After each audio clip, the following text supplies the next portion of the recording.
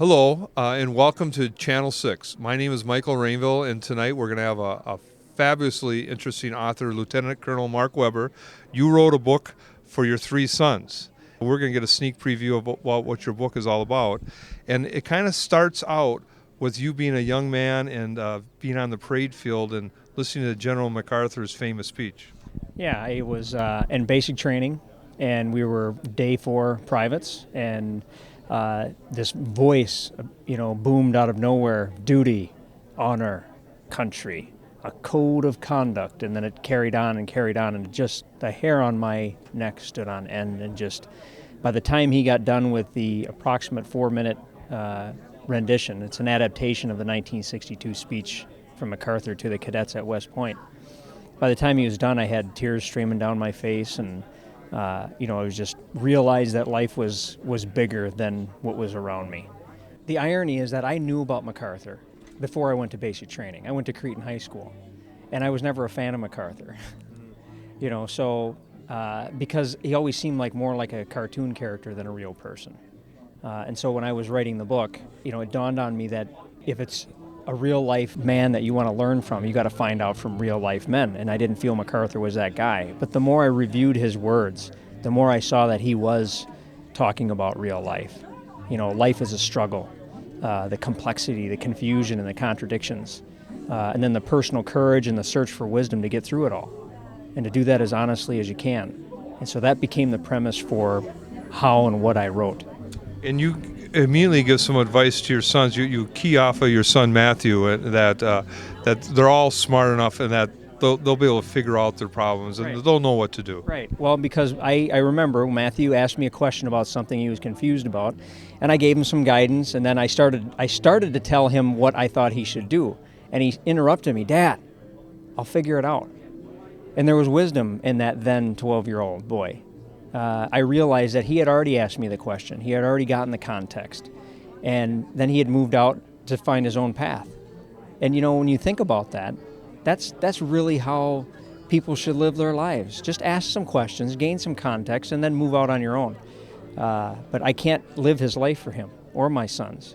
And so that understanding gave me encouragement. It encourages me to know that they are going to figure it out. And your career then, Mark, took you to Iraq and to Saudi Arabia. And you're on your way to Afghanistan when you got some bad news. Right. I had just been asked by General Petraeus to join his team in Afghanistan at the most senior levels of the Afghan parliament, because we had worked together before. He wanted me to do the same thing for him in Afghanistan. I said, okay. 2 weeks later, I was already medically cleared, but I just had an uneasy feeling, and I won't get into all the details of what that uneasy feeling was about, but I didn't feel right. And so I went and got a second look, and I was diagnosed with stage 4 cancer at that point, and essentially given about 6 months to live. And that was back in June of 2010. July 2010. And I underwent an immediate surgery, massive surgery, to remove what we could of the cancer, plus 60% of my liver. And it failed. And it damn near killed me. And you use a phrase in the book that you wanted to teach your sons, which is that it's okay to take a knee, Right. but then you have to get up. Right. So you took a knee. Right.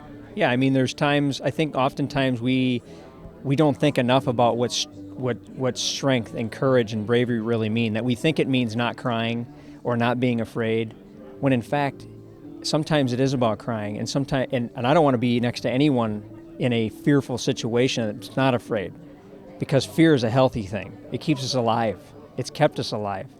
And I want my boys to experience that. It's about getting through it that makes the strength or courage of a person, or the bravery of a person. So take a knee is what I told all 3 of them, but you cannot stay in that place. If you stay there, you'll die in that place. And that's what I continue to tell them.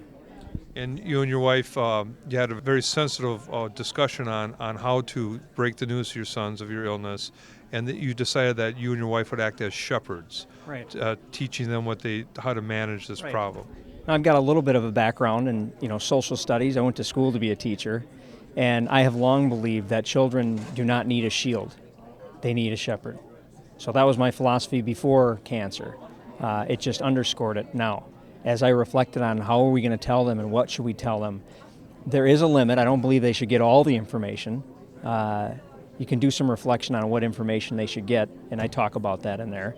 But the bottom line is they don't need a shield, they need a shepherd. They need someone to help them through the waters, through the rocky waters, because they're going through. They may travel 100 yards down or 100 miles down the shoreline, but to get to the other side, they got to travel through rocks. And so they need a shepherd. Mark, there's very humorous parts of the book where you talk about your grandparents, Yes. and maybe you could get the viewers here to learn a little bit more about your. Let's start with your grandpa Matt. Well, he's full-blooded Italian, very proud man, and what my family likes to call passion. I would say that it's a hell of a temper. And of course, there's really too many stories to share about Matt Garofalo on West 7th Street, but he's the guy that I grew up with. He only talked about two subjects: sex and cars. And you think it doesn't get much better for a young kid, and really kind of didn't.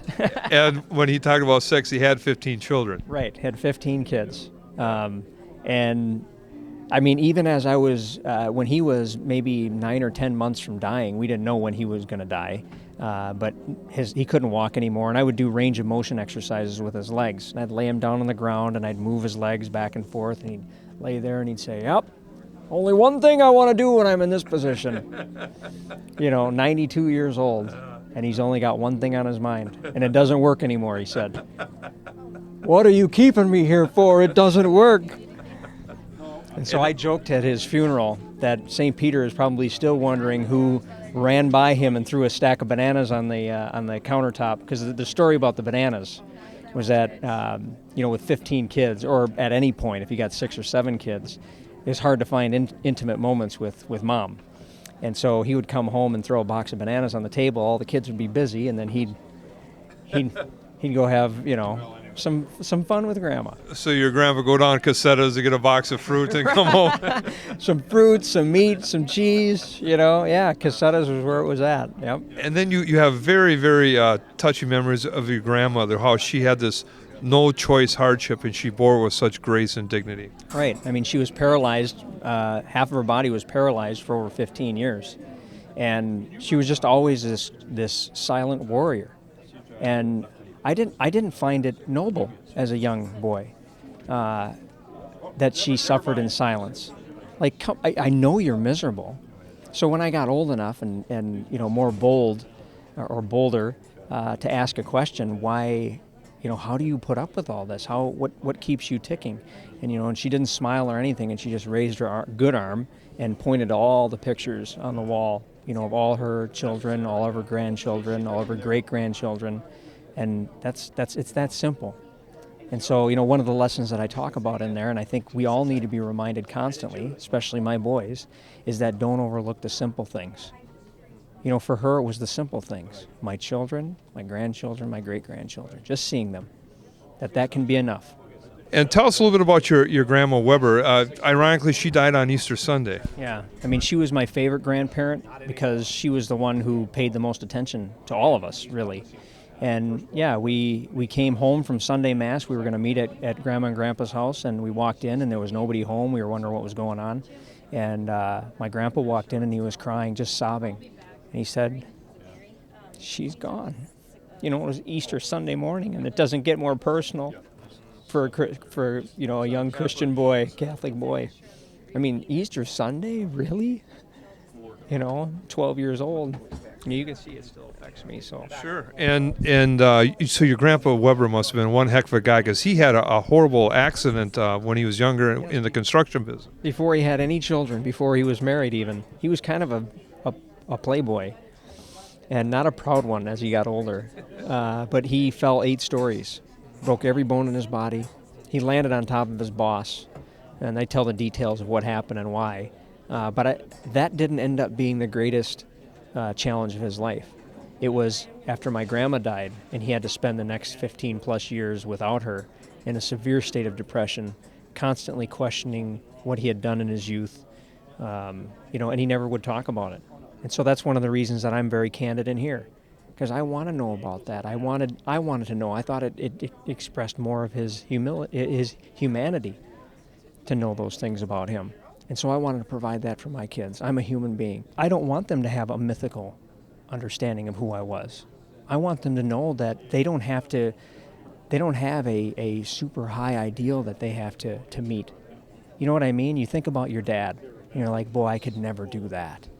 But until you know the truth, until you know how much they've tripped and how much they've failed and fallen short, you think that they're just perfect.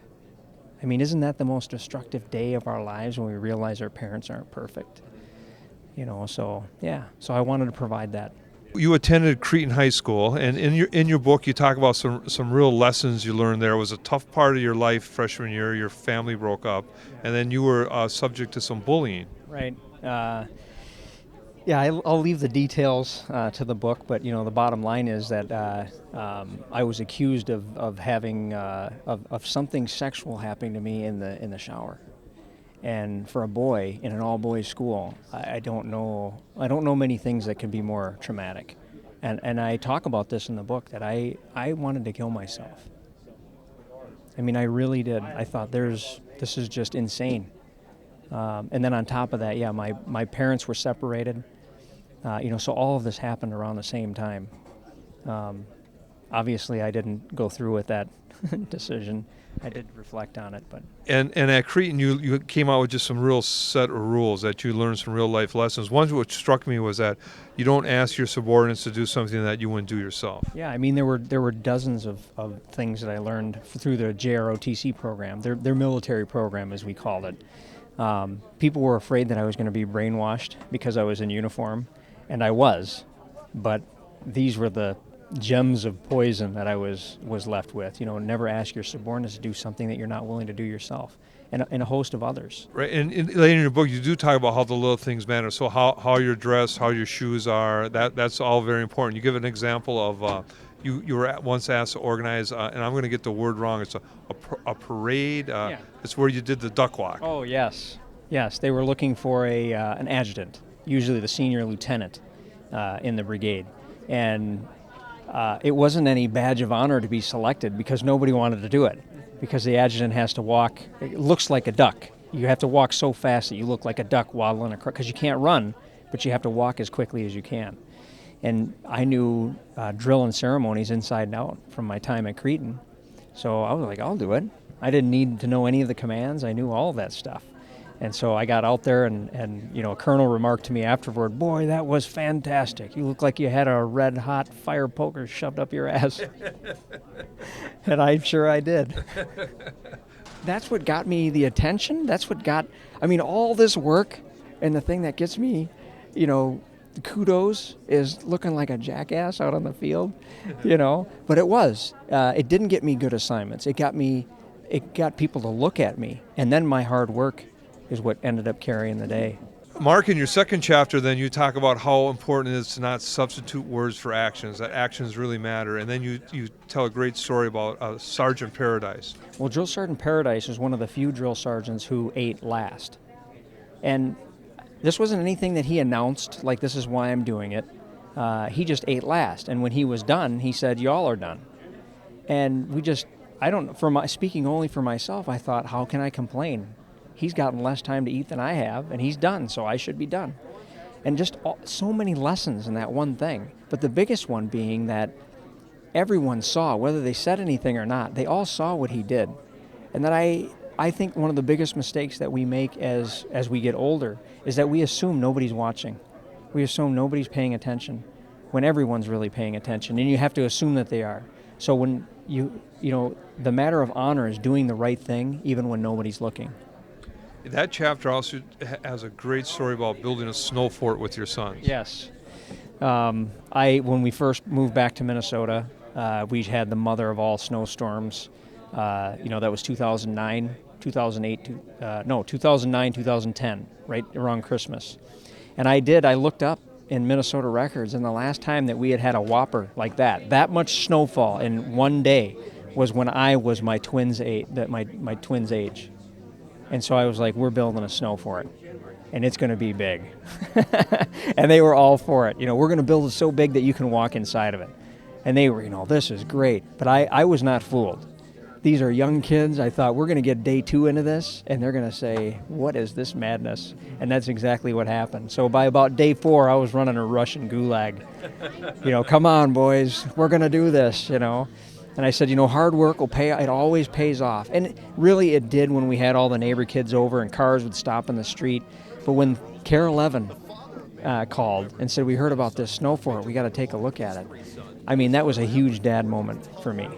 Because here I'd been telling them, things pay off. And I felt like I had already accomplished that with it. But a news crew, to come out there, they never put their snow clothes on so fast, ever.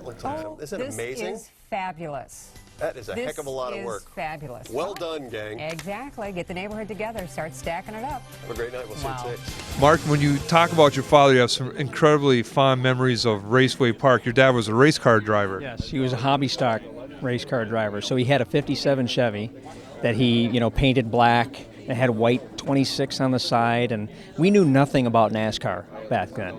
But these may as well have been NASCAR events. I mean, we were that excited. And, one particular event that really struck me, I think I was about 9 years old. We always wanted to go back in the pits. That's where all the race cars are kept. But kids aren't allowed back there. Well, one day we went to the wooden doors, and I always like to equate it. I didn't say this in the book, but I always equate it to those big wooden doors in King Kong. They're so imposing, and boy, it's on the other side. And those doors opened up, and we went in there, and there was a commotion in the stall where my dad's car was. Great angst. And, what happened? What's going on? And long story short is back then they had this arcane rule where if you won a race, a competitor could claim your car. They could pay $150 and then take your car from you. Well, Gene Kruger, the guy on the racetrack who took my dad's car. And you don't have very kind words for him in the book. We won't repeat I won't them. Use those. But because it wasn't just that Gene Kruger claimed my dad's car. It was that Gene Kruger drove a pink X2 car. A pink car. I mean, it was bad enough to suffer the indignity of losing our dad's prized possession, But to get this pink piece of crap in exchange was like the greatest insult. Well, we didn't leave the track that night until he scoured the entire pits for every can of black spray paint he could find. And he made that car his that night. And the next week he came out and he beat Gene Kruger with his own car. With his car. I mean, that's awesome for a kid to see something like that, For us, it sure was. I can tell you, it was.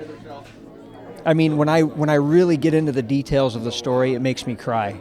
It honestly makes me cry. It may make me sound, I know, weird to have as much emotion about that as when my grandma died, but that's how powerful of a message it was for us at that age.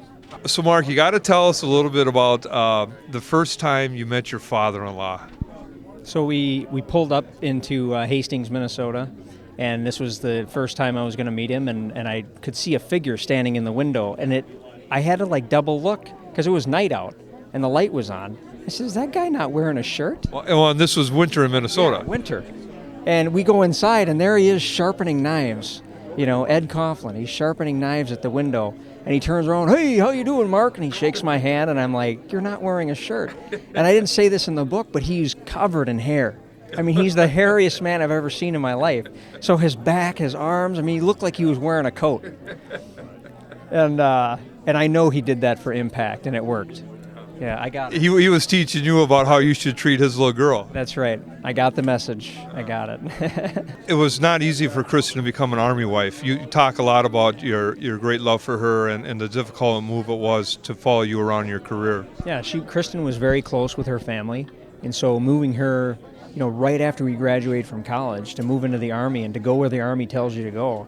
I mean, the bottom line is she saw the Army as something to be tolerated for about 5 years until my commitment was done.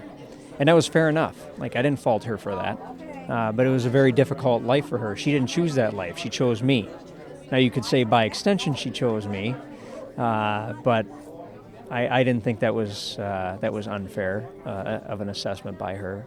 So, Mark, one of your overseas posts was in Saudi Arabia, and you met a couple of great little shopkeepers that you talked world politics with. Right. Yeah, the rest of my soldiers did not agree at all with my going down and visiting the locals. They thought it was a little crazy. But one guy was from India, and he was 21 years old, and we would talk, a couple nights a week. and another guy's name was Ahmed, and he was older. He had a child, newborn, and he was married. And we started talking about religion. And boy, it was just, it turned into an intercultural religion sabbatical, my deployment to Saudi Arabia. And just sitting down and talking with him, and me sharing what I understood about my faith or my religion, and him sharing what he knew about his faith and religion. And it was all cordial, it was all very polite. But there were several times where we were kind of tongue-in-cheek, wink, wink, you're going to hell kind of thing. But it was just such an enlightening conversation for about 4 months to have those conversations. Taught me a lot about his religion, and it taught me a lot about my religion. It taught me that despite 12 years of Catholic schooling, I really didn't know anything about the world's religions, about my role in it and how they interact. And so it did made me question my religion. It made me ask questions about my religion, if that makes sense. Well, and it does, and that was actually a really good background for you when you then went to Georgetown to really, the Army sent you to Georgetown to become even more proficient in world politics. Right. And it was a degree in policy management. And so it was there that I realized I almost felt like a betrayal of our politicians in going to Georgetown, because it's there that I learned that there's never an ideal policy, ever. None of us gets what we want. We all have to settle. And they know this. They know that getting stuff done requires you to compromise on things that you don't want to compromise on. But you have to do it so that you can get things done. So that's what I learned about politics during those years. And it helped me formulate more of a philosophy about what I was going to do about it. Because we hear people complain about how dysfunctional politics is. Right, I got that. That's politics. So what are you going to do about it? And you can. Don't demand unreasonable things from politicians, because they're not going to do them. They're going to do what the game allows them to do. Demand that if they're going to play the game of politics, which we can't change, demand that if they're going to play the game, that they realize what they're playing it for, that they don't forget why they're playing that game. Slavery's a great one. It didn't start out as emancipation. It started out as a whole bunch of things before they got to that point. And it was bloody and very dysfunctional, and yet it got done. And it still continued after that for decades, up through the Civil Rights Movement. So, that's a great illustration, I think. From Saudi Arabia, you went to Iraq, and that's where you met Babakar. And tell us about him and his importance in the Iraqi war. Well, General Babakar still is the chief of defense. He's the commander of all the forces in Iraq, military forces. And in 2005, General Petraeus selected me from the Pentagon, where I was assigned, to work for him, to be his personal military assistant. And he said, Petraeus told me, I don't know exactly how this is going to work, but I know what I want. And so gave me some basic guidance and said, go get them. And so that's what I did. And one of the first decisions I made in coming into contact with Babakar was to learn Kurdish. He knows both Arabic and Kurdish, but he's a native Kurd. And so I decided to learn his native language. And that proved to be a pretty smart move. It very much so. I mean, I'll tell you, and when I tell people this, they don't believe me, but I did it out of laziness. Kurdish, I think, is much easier to learn than Arabic.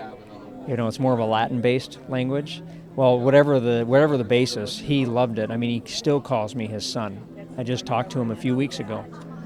And, he asked when I'm coming to visit. He already paid for my plane ticket to come visit him. So he calls me Shirzad. That's his Kurdish name for me, which means the son of a lion. Oh, that's great. And of course, my Australian friends are quick to remind me that it doesn't mean son of a lion, it means nutsack. As all soldiers, you have your own network, and Sgt John Kross, who's actually sitting next to us here. Hey, John. I didn't want to interrupt. I know you're in the middle of something. All right. And we had him on Channel 6 a couple years to talk about his experience and his book that he wrote. And how did you get to be friends with John? Well, when I first transitioned into the Minnesota National Guard, John was right next door. I mean, like a cubicle away. And so after I had the big surgery, as I'll call it, and which darn near killed me, I met up with him back at his office, and he said to me, thank God I don't have what you have. And this is a man who's missing both of his legs. And so how I've learned to coin that or term that is somebody always has it worse than you do. They always do. They might not actually have it worse, but they may think they have it worse. And that is the power of perspective.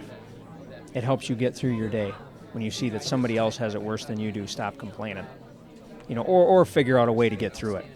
Chapter 8 it brings the whole story up to the present day, and I talk about how my kids are dealing with stuff, how I'm dealing with stuff, and one of the things that I wanted to do was it's very difficult, obviously, talking with your kids about their dad dying, and so how do you broach that subject? Especially when two of mine are introverts. They process their feelings inside. Like when I first broke the news to them, all three of them, one of them bawled uncontrollably. The other two just sat there. Now the other two weren't sad. They were just processing it all inside. So I know that Matthew, the oldest, has a hard time expressing his emotion. And where I most seen him express his emotion is in music. He sings in the choir, which blows me away because this is a boy who hid behind his mom's leg, for most of his life. And then now he's singing solos. So it speaks to the power of an introvert, And so when I was thinking about how can I communicate what's next in all of this, I thought back to a song that he sang for me a year prior. So this was more than a year ago. And it was a song called Tell My Father, which was a song about a dying Civil War soldier who was telling his comrade to tell his father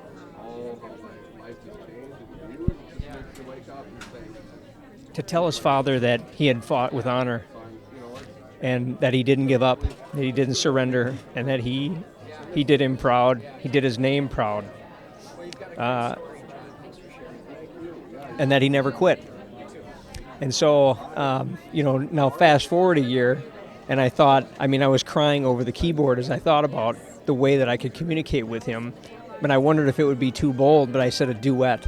I wonder if you would sing a duet with me at the Army birthday. That's a lot to ask a 16-year-old. In front of 250 people, and he didn't bat an eye. He said, I'll do it. And you must have been really proud of him that he made that decision.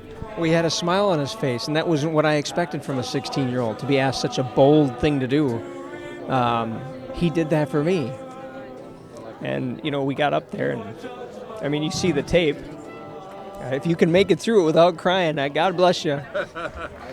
It's a very beautiful experience. So, Mark, one of the sayings you have for your sons, one of the little life's lessons, is that you should know where you started, where you are, where you want to go, and, of course, never give up. These are words that you want your sons to live by. Right. And one of the things that I add to that is that, much of the unhappiness in life comes from mulling over options that you don't have. And so you got to deal with the options that you do have. And so that's my message to them. Focus on what you have, not what you don't have. We all do, I think, a good job at focusing on what we don't have. But I think we skip over what we really do have and keeping the balance between those two. Thanks, buddy. To wrap everything up, I close the book when I talk about death very directly. And I think that's what people want to know. What's it like to die in slow motion? And I laugh because I think death gets a bad rap. I can almost picture the guy sitting over in the corner just saying, I'm just doing my job. This is part of life. You're going to die. I'm just collecting stuff here. Why are you getting mad at me?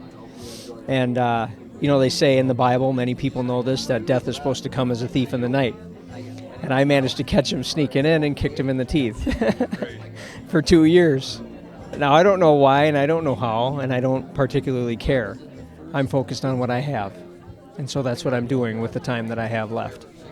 You have 3 wonderful sons and a wife who loves you very much. Yeah, I'm pretty lucky. Well, thank you. Thanks. Excellent. You did a great job. Thank you. Very good. Tell my father that his son didn't run or surrender, that I bore his name with pride as a